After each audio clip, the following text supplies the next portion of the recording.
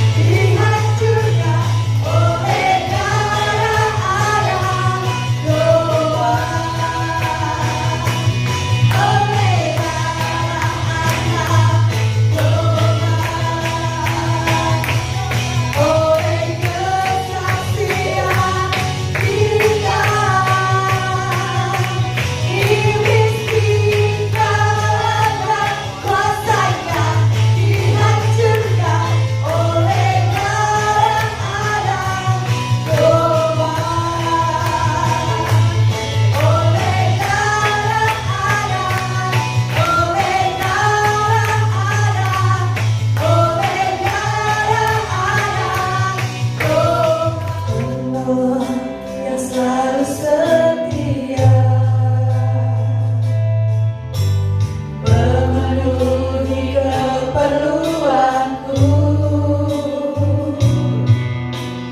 Tak pernah yang mengecewakan. Yesusku tak pernah gagal. Penolong yang setia, penolong yang selalu setia. Hanya Kau satu-satunya Tuhan, memenuhi keperluanku. Tak pernah yang mengecewakan. Yesusku tak pernah gagal. Segala perkara dapat ku tanggung. Dinalah Dia yang memberi kekuatan. Tuhan Yesus penolong dan sahabat. Tetap percaya, Tuhan setia. Tuhan. Shalom semuanya. Siapa yang merasakan hadirat Tuhan pada pagi hari ini? Ya, tadi menikmati pujian. Saya bersyukur, saya terharu bukan karena sedih, tetapi bersuka cita karena pada pagi hari ini saudara semua masih diberikan satu kesempatan untuk datang ya. Saya boleh melihat Ibu Lastri boleh hadir saat pagi hari ini ya, keluarga Bapak Januar, keluarga Mbak Lis, almarhum Bapak Gandhi, siapa lagi ya, Pak Robi ya. Ini pun di atas masih kosong ya, tetapi kami bersyukur ya, kita menyambut semuanya dengan penuh sukacita. Beri kemuliaan untuk Tuhan. Apapun yang saat ini sedang kita alami, mungkin kesulitan-kesulitan hidup masih kita jalani saat ini, tetapi kita percaya bahwa Tuhan Yesus nggak meninggalkan kita sendirian, saudara ya. Seminggu ini serasa cepat sekali berlalu ya, cepat banget hari-harinya ya. Ini nih, saya udah beres nanti firman Tuhan ya. Nanti kalau sampai di rumah, udah lagi ya. Nanti cepat sekali waktu itu berlalu ya. Nah saudara, dalam seminggu ini jejak kebaikan apakah yang saudara tinggalkan buat orang-orang di sekeliling saudara, orang-orang yang terdekat, orang-orang yang kita kasih, orang yang kita temui? Sudahkah kita meninggalkan jejak kebaikan? Tidak jarang orang tua menginginkan anaknya bisa mengikuti jejaknya. Contohnya, jika ada orang tua yang berprofesi, salah satunya misalnya yang menjadi dokter, biasanya ia ingin nanti ada salah satu anaknya bisa mengikuti jejaknya. Pengen dong anakku ada yang jadi dokter juga gitu ya. Atau misalnya ada orang tuanya yang memiliki perusahaan, dia juga menginginkan nanti anaknya ada yang bisa meneruskan usahanya, mengikuti jejaknya. Bahkan orang tuanya yang hamba Tuhan pun ya pasti punya keinginan nanti anak-anaknya bisa juga mengikuti jejaknya. Tetapi terkadang hal tersebut tidak sepenuhnya bisa direalisasikan, karena tiap orang itu punya cita-cita, punya kehendak sendiri, ataupun keadaan kehidupan yang berbeda dengan yang diharapkan. Itu yang tadi profesinya jadi dokter, punya perusahaan, tapi kan tidak setiap orang juga memiliki kesempatan yang sama ya. Tetapi setidaknya orang tua yang baik pasti menginginkan kehidupan anaknya itu lebih baik daripada dirinya, betul? Nggak ada yang menginginkan ya udahlah bapaknya misalnya nggak bisa memberikan yang terbaik, ya udah kamu terima nasib aja. Enggak. So, orang tua yang baik pasti akan terus berdoa supaya anaknya ini lebih baik dari dirinya. Harus sekolah, biar bagaimanapun kamu harus pintar. Itu orang tua yang baik. Pada pagi hari saya mau men-sharingkan tentang mengikuti jejakmu. Mu ini mu huruf besar ya. Saudara, saya menemukan quote, boleh ditampilkan grafiknya, berkata begini: Your children will follow the footsteps that you leave for them. Ya. Anak-anak akan mengikuti jejak langkah kaki yang ditinggalkan bagi mereka. Nggak bisa kita pungkiri ya, seorang anak di dalam keluarga pasti ada ngikutin jejak orang tuanya, ngikutin jejak ayahnya atau ibunya, baik itu sifatnya. Kalau tadi kan secara profesi atau pekerjaan gitu, ya. Tapi ada yang ngikutin nih, ya. Apa yang kita tinggalkan? Jejak apa yang kita tinggalkan untuk anak-anak kita, untuk orang yang kita kasihi? Kita akan belajar dari salah seorang raja Israel, yaitu Yosafat. Sebagai ayat pembuka, kita akan baca di dalam 2 Tawarikh 17 ayat 3 sampai yang ke-6. Ya, 2 Tawarikh 17 ayat 3 sampai yang ke-6. Kita akan perhatikan firman Tuhan ini. Saya akan bacakan, ya. Dan Tuhan menyertai Yosafat karena ia hidup mengikuti jejak yang dahulu dari Daud, bapak leluhurnya, dan tidak mencari Baal-Baal, melainkan mencari Allah ayahnya. Ia hidup menurut perintah-perintahnya dan tidak berbuat seperti Israel. Dengan tabah hati ia hidup menurut jalan yang ditunjukkan Tuhan. Pula ia menjauhkan dari Yehuda segala bukit pengorbanan dan tiang berhala. Siapa Yosafat? Yosafat ini adalah anak seorang raja yang bernama Asa. Waktu itu Israel sudah terpecah menjadi 2. Ada Israel Utara dan Israel Selatan. Dan Yosafat ini kedudukannya ada di tanah Yehuda. Jadi dia keturunan dari Yehuda, ya. Selatan dipegang oleh keturunan dari Salomo. Saya nggak akan bercerita pecahnya Israel seperti apa. Nanti saudara bisa baca di seluruh Tawarikh ini, ya. Tetapi yang kita pelajari tadi yang pertama, ya, Yosafat mengikuti jejak moyangnya. Selama kita hidup, hidup tuh nggak selalu mulus, saudara. Nggak bisa seperti diharapkan seperti di jalan tol mulus gitu, ya. Bahaya malah sebetulnya. Banyak mungkin kesulitan-kesulitan yang harus kita tempuh, permasalahan demi permasalahan yang harus kita hadapi. Tetapi kita belajar dari Yosafat, dikatakan dia punya ketetapan hati untuk mengikuti jejak Tuhan. Ini poin pertama, ya. Kita harus punya ketetapan hati. Mengikuti jejak Tuhan itu harus mempunyai ketetapan hati, komitmen. Ya, secara sadar saya mau mengikuti jejak Tuhan, mau mengikuti perintah Tuhan.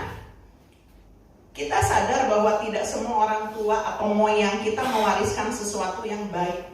Setiap manusia nggak sempurna. Sama seperti papahnya Yosafat ini. Tapi Raja Asa, saya baca, dia melakukan apa yang benar di mata Tuhan, ya. Melakukan apa yang benar. Walaupun nenek moyangnya ada juga yang melakukan hal yang jahat, gitu, ya. Mendirikan berhala-berhala. Sehingga pada di zaman Yosafat ini, Yosafat menyingkirkan, artinya dikatakan dia tidak menyembah Baal. Bukit pengorbanannya masih ada itu menyembah Baal. Karena sesuatu dosa yang sudah merajalela itu sukar untuk dibasmi, ya. Tiap orang harus punya kesadaran sendiri untuk melepaskan dosa itu. Tuhan udah menebus, tapi kalau kita nggak mau dikekeuweuk istilahnya, ya, dosanya, yang akan bisa, saudara. Saudara harus punya ketetapan hati untuk mengikuti jejaknya Tuhan. Yang pertama adalah ketetapan hati. Katakan bersama-sama, ketetapan hati. Ketetapan hati. Ya.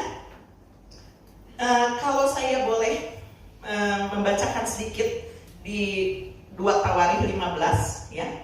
Ini latar belakangnya, ya. Di dalam 2 Tawarikh 15 nanti saudara bisa baca keseluruhannya. Saya mau baca ayat 3. Di sini dikatakan lama sekali Israel tanpa Allah yang benar, tanpa ajaran daripada imam dan tanpa hukum. Tetapi dalam kesesakan mereka berbalik kepada Tuhan Allah orang Israel.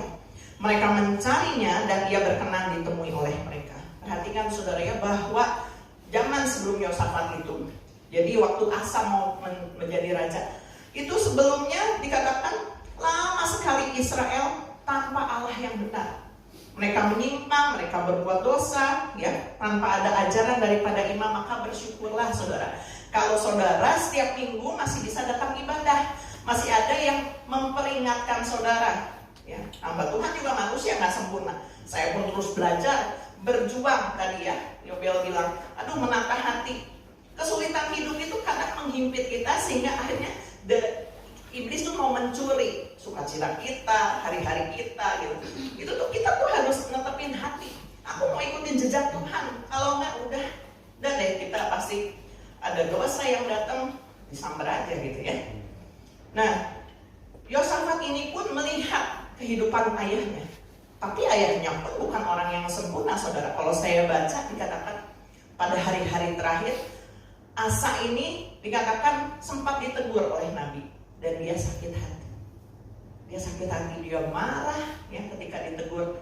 Dan apa yang terjadi? Dia mengalami sakit kaki, dikatakan, dan sampai akhir hidupnya dia nggak mencari pertolongan Tuhan, mencari pertolongan tabib-tabib. Ya, saya bukan menjudge Asanya, tetapi saya baca kisahnya bahwa dikatakan Asa, tapi Tuhan tetap mengasihi dia loh. Dicatatnya dikatakan bukan Asa berbuat jahat, Asa lakukan yang benar. Itu ketidaksempurnaan kita sebagai manusia. Mungkin kadang-kala hati kita belum bisa menerima keadaan yang terjadi, sehingga kita mudah dengan sakit hati. Padahal Tuhan udah bilang, udah lepaskan sakit hati, disimpan. Ya akhirnya yang rugi kita sendiri. Tapi bukan berarti Tuhan jadi mengabaikan dia. Tuhan tetap mengasihi dia. Kita harus belajar. Saat pagi hari kita belajar dari Yosafat, dia memiliki ketetapan hati. Pokoknya untuk mengikuti jejak moyangnya, pasti dia meneliti hukum yang benar. Oh ini nenek moyangku ini berbuat dosa nih, yang ini benar, dan dia berketetapan hati untuk mengikuti jejak Tuhan. Amin. Ya, puji nama Tuhan. Yang kedua adalah mencari Tuhan selama hidup dan mengikuti perintah Tuhan. Yosafat dikatakan mencari Tuhan dan tidak mengikuti Israel yang lain. Saat itu yang saya bilang ya, terpecah dua. Tetapi dia tidak terpengaruh oleh bagian yang lebih besar, yang berlaku tidak benar, yang menyembah Baal. Tapi dia sendiri tadi, satu memang berketetapan hati. Dan dikatakan dia mencari Tuhan selama hidup. Mencari Tuhan. Sudahkah kita mencari Tuhan selama hidup kita? Berapa lama kita hidup di dalam dunia ini? Tuhan masih kasih kesempatan kita hidup pagi hari ini pun. Kalau saudara saat ini ada di sini, itu bukan karena buat gagah kita. Amin. Bersyukurlah saudara mencari Tuhan yang benar, ya, tidak mencari kesenangan dunia ini. Ada banyak mungkin kesempatan kita diperhadapkan ke pilihan, mau ikut Tuhan apa ikut dunia. Ada banyak pilihan-pilihan yang kadang menggoda kita. Nantilah lain kali ibadahnya. Tetapi saudara, kalau saudara sudah punya ketetapan hati, itu nggak akan goyang saudara. Hari Minggu udah waktunya ibadah, kecuali saudara nggak bisa bangun, maksudnya bangun misalnya sakit nggak bisa bangun, saudara kan berketetapan hati pasti udah disiapin, nggak ada lagi kamus gini kesiangan, gitu ya. Itu kalau udah capek banget, ya bablas gimana ya caranya. Tapi tadi gini, kalau orang udah berketetapan hati pasti udah disiapin sebelumnya gitu. Saya agak salut juga sama Kiki ya. Dia hari Minggu itu, saya terima kasih ya buat Kiki yang udah bukain pintu gereja tiap Minggu pagi. Itu juga merupakan satu bantuan yang luar biasa buat kami loh gitu. Dan dia kalau hari Sabtu kita kan suka ngomong, jangan telat ya besok gitu ya. Enggak, si unik gitu ya. Pokoknya kalau takut telat, saya nggak tidur, jangan sampai nggak tidur gitu ya. Tapi dia selalu standby gitu ya, kecuali dia sakit gitu. Nah itu satu contoh kecil. Itu orang yang berketetapan hati, nggak bisa diganggu gugat. Diajak keluar kota pun dia bilang, wah ngelewatin hari Minggu. Kita sih kemarin ngasih kebebasan buat Kiki, nggak apa-apa Ki sama keluarga nikmatin. Tapi hari Minggunya nggak bisa ikut ibadah, Kiki nggak jadi ikut. Nggak apa-apa, berarti itu kan dorongan Roh Kudus.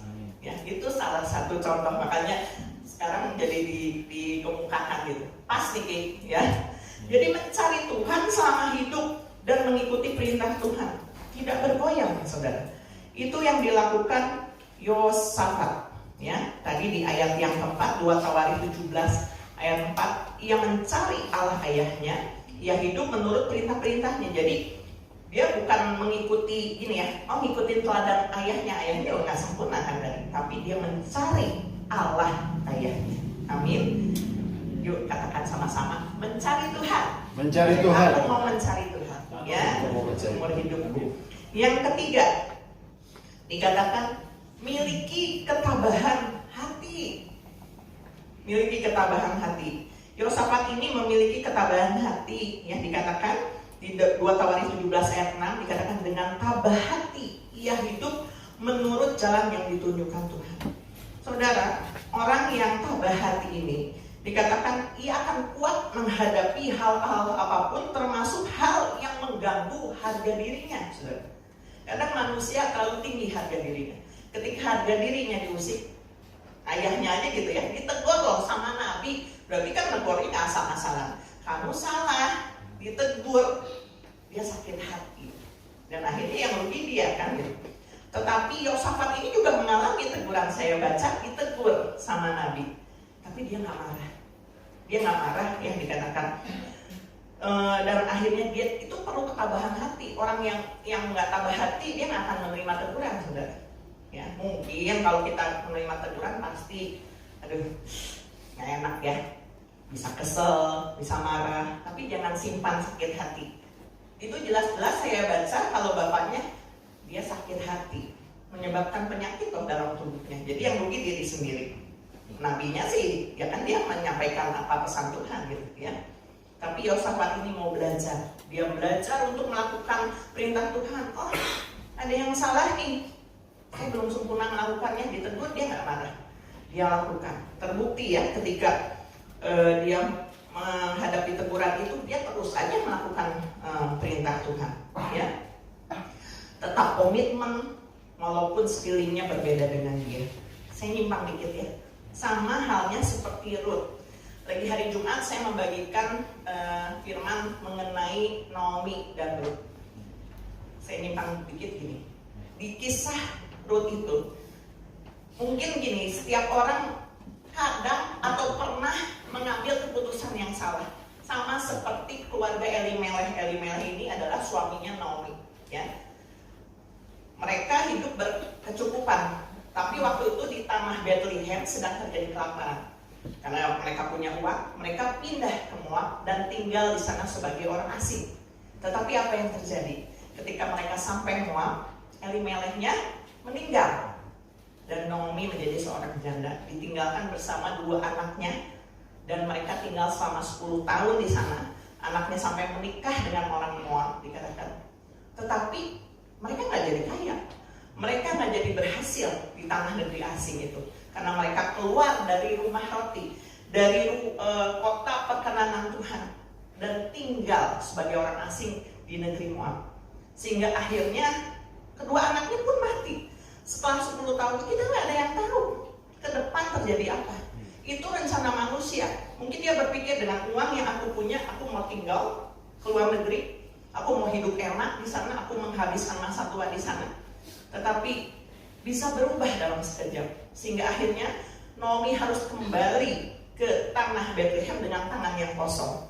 Sehingga waktu teman-temannya melihat, itu Naomi, jangan panggil aku Naomi, panggil aku Mara, karena segala kepahitan telah terjadi dalam hidupku. Mungkin hal ini sedang terjadi dalam hidup kita saat ini, karena keputusan-keputusan yang salah. Tetapi jangan menyerah, saudara. Jangan pernah kita terpuruk dalam keputusan, misalnya kita udah salah milih nih. Aduh, aku udah salah jalan nih Tuhan. Jangan terus di situ dihakimi jadinya diri kita sendiri ya. Tapi kita harus bangkit, sama seperti Yosafat ini. Dan tadi karena saya menyimpangnya, kembali ke Ruth. Ruth ini luar biasa, dia kan dari tanah Moab dikatakannya, yang tidak kenal Allahnya orang Israel. Tetapi ketika dia masuk ke keluarga Naomi, setidaknya Naomi ini pasti mengajarkan sesuatu yang baik, walaupun kepahitan hidup terjadi dalam kehidupannya. Sehingga mantunya ini ikut dia loh. Yang satu kan balik lagi ke negerinya. Tapi Ruth ini jadi Ruth ya. Ruth ini luar biasa. Dia ada perkataan begini, bangsamulah bangsaku dan Allahmulah Allahku. Itu perkataan luar biasa, bukan karena diri dia, tetapi Ruth sudah berketetapan hati untuk memilih. Itu orang yang berketetapan hati. Sama kembali kepada Yosafat ya. Dia punya ketetapan hati. Kalau udah punya ketetapan hati nggak akan bisa diganggu. Orang mau ngomongin apa, kamu nggak boleh gini, udah aja. Tapi ketetapan hati yang baik, mengikuti jejaknya Tuhan, mencari Tuhan, nggak diganggu-gugat.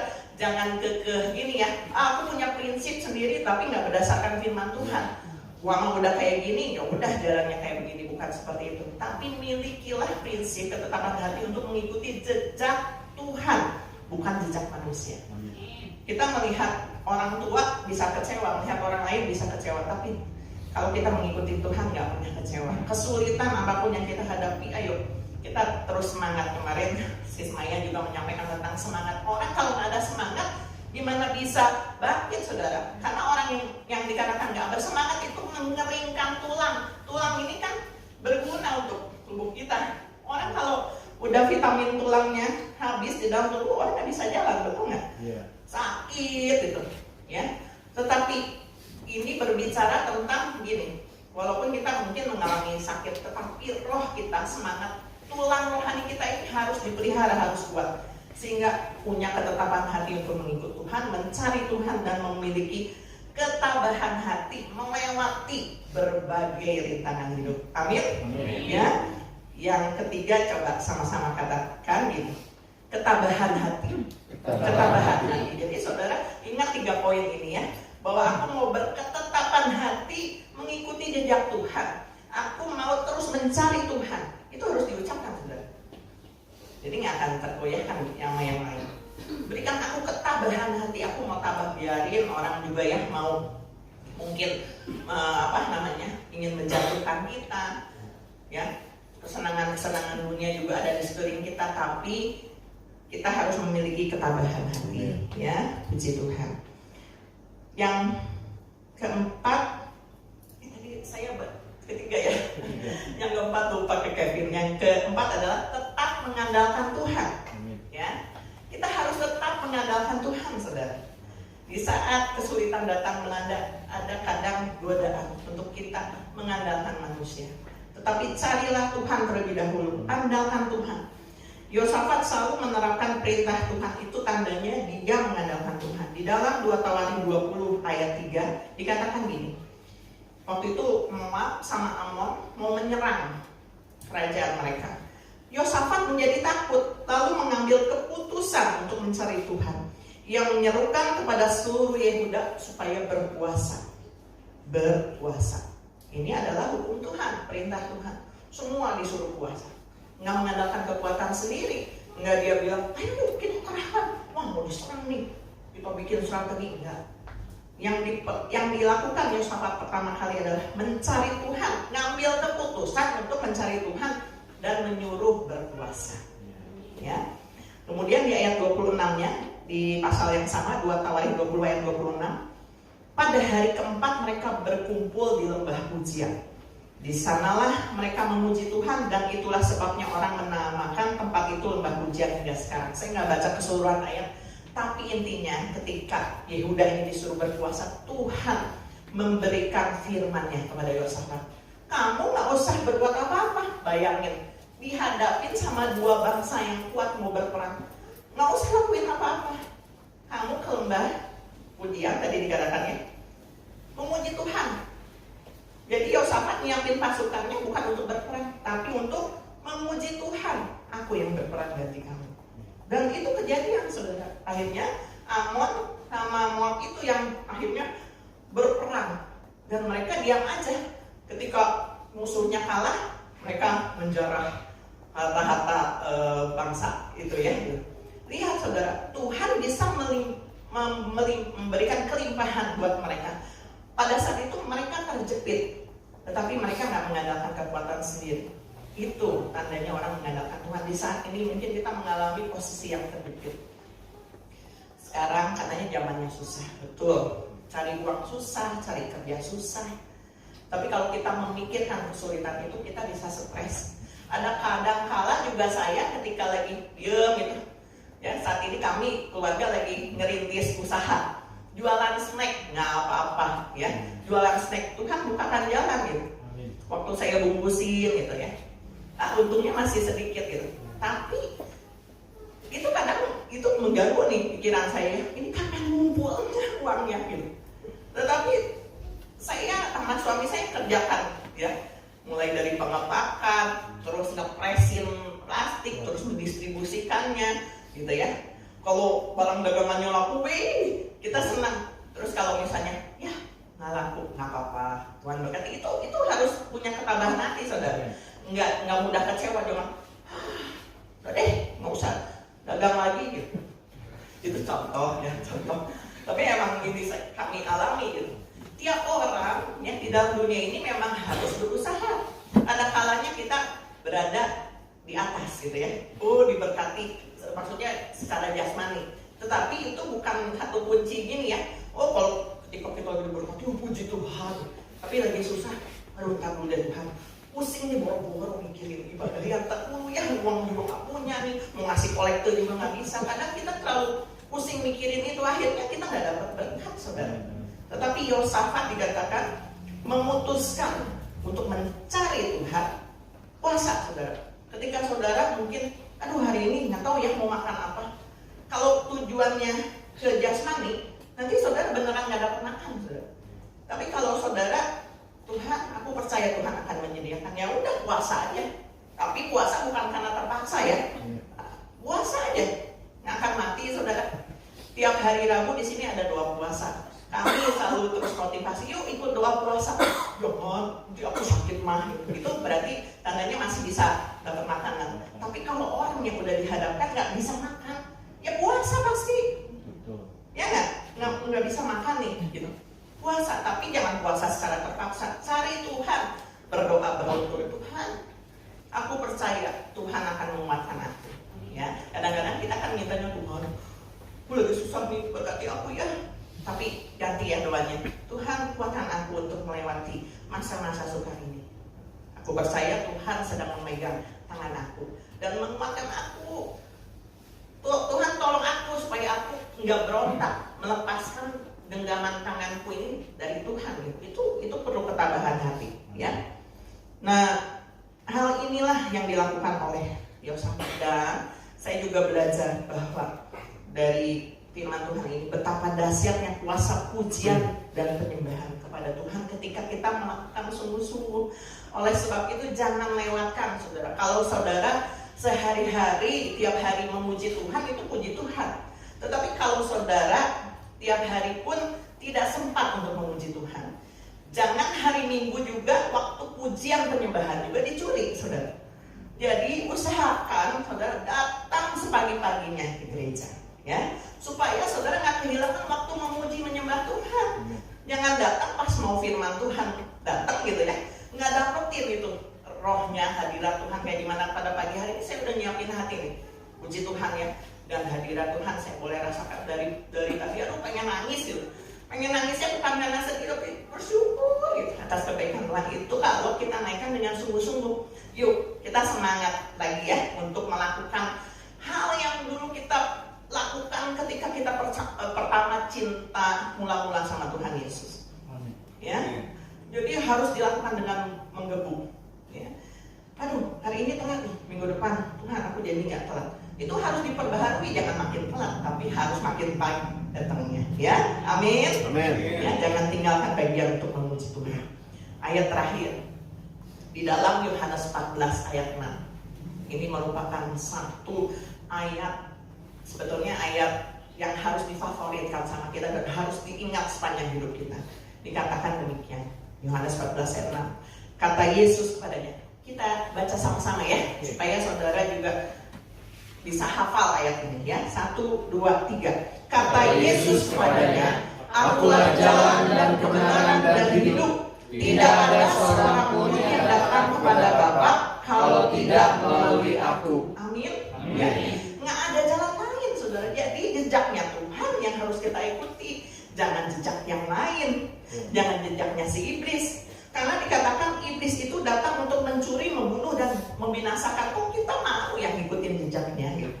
Tapi Tuhan katakan, aku datang supaya mereka mempunyai hidup dan mempunyai dalam segala kelimpahan. Kita mau hidup berkelimpahan kan? Siapa yang di sini mau hidupnya berlimpah? Bukan hanya harta loh, ya. Bukan bicara soal harta, berlimpah, sukacita, damai sejahtera. Bisa tadi ya diberikan ketambahan luar biasa, itu namanya kelimpahan. Ya.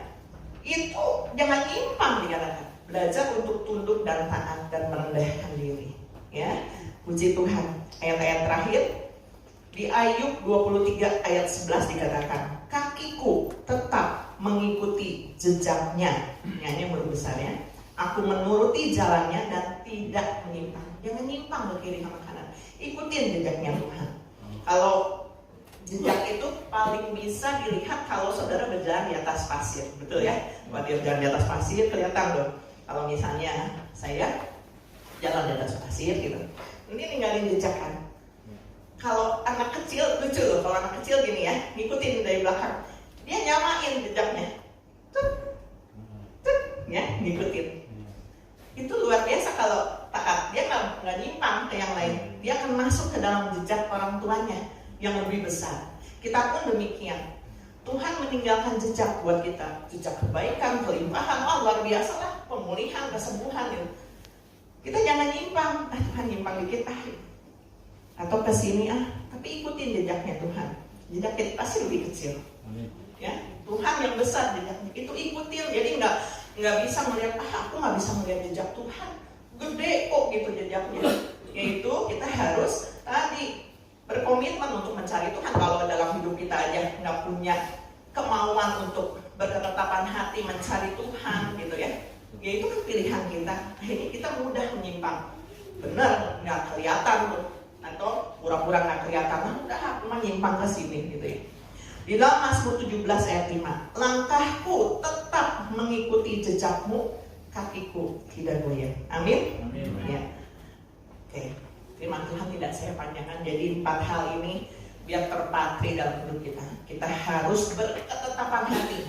Saat ini kesulitan apapun yang melanda, ataupun saat ini saudara masih hidupnya fine-fine aja, tetap berketetapan hati untuk mencari Tuhan, berketetapan hati untuk mengikuti jejak Tuhan, mencari Tuhan, punya ketabahan hati menghadapi segala hal walaupun itu menyinggung harga diri saudara. Tuhan, aku mau belajar tunduk sama Tuhan dan mengandalkan Tuhan.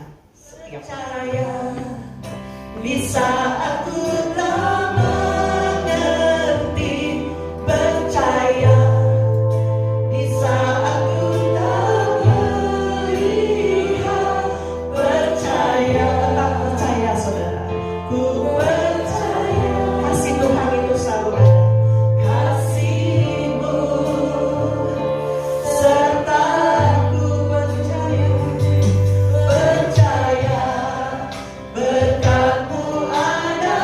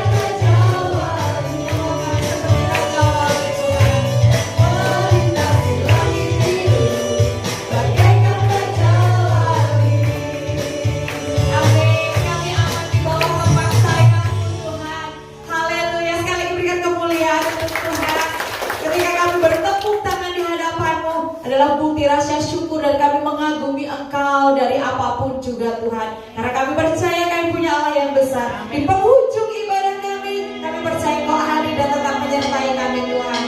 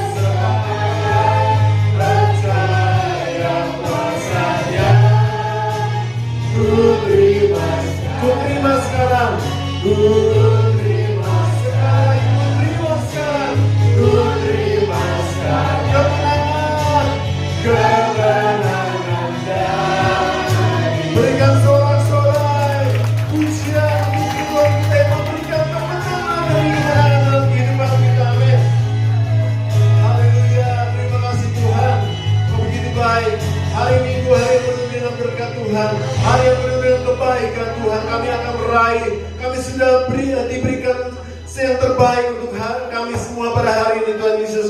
Terima kasih untuk semua janji-janji Tuhan. Dan biar kami terus mengikuti jejak Tuhan. Kami punya Tuhan Yesus selalu mencari wajah-Mu.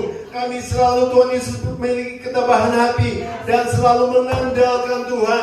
Dan kami percaya Tuhan Yesus, jejak Tuhan tidak pernah salah. Kami akan menuju kebenaran dan kemuliaan Tuhan akan terus terjadi dalam kehidupan kami. Terima kasih Bapak, setiap kami yang datang pada hari ini sudah mendapatkan berkat Tuhan yang luar biasa. Kami yang sakit sudah disembuhkan oleh Tuhan. Kami yang membutuhkan pertolongan Tuhan, Tuhan, pertolongan itu sedang on the way dalam kehidupan kami. Dan kami akan melihat semua kebaikan Tuhan sepanjang minggu ini dalam hidup kami. Dan kami akan memuliakan Tuhan Raja di atas segala raja. Dan kami juga bisa menjadi saksi buat keluarga kami, buat teman-teman kami, mengajak mereka untuk datang kepada Tuhan Yesus.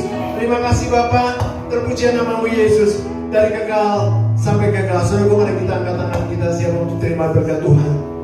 Diberkatilah keluargamu, diberkatilah kesehatanmu, diberkatilah pekerjaan dan hasil kerjamu, dan diberkatilah orang yang mengandalkan Tuhan, yang menaruh harapannya kepada Tuhan. Sekarang saudaraku, terimalah berkat yang besar dari Allah Bapa, cinta kasih yang sungguh luar biasa dari Tuhan kita Yesus Kristus, dan persekutuan dengan Roh Kudus menyertai hidup kita mulai pagi hari ini sampai Tuhan Yesus datang kali yang kedua. Tetap angkat tangan saudara dan angkat pujian.